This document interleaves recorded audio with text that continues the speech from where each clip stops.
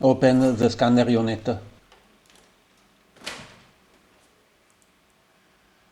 Press the top cover open button. Open the top cover. There are 4 toner cartridges. Black, cyan, magenta, yellow.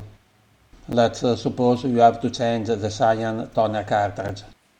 Slide the blue toner release collar fully towards the right of the cartridge.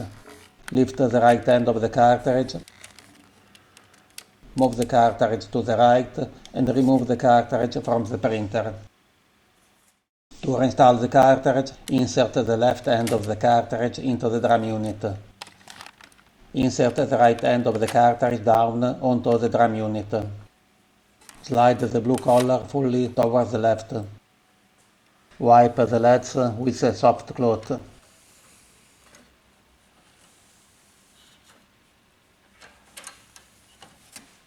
Close the top cover. Close the scanner unit.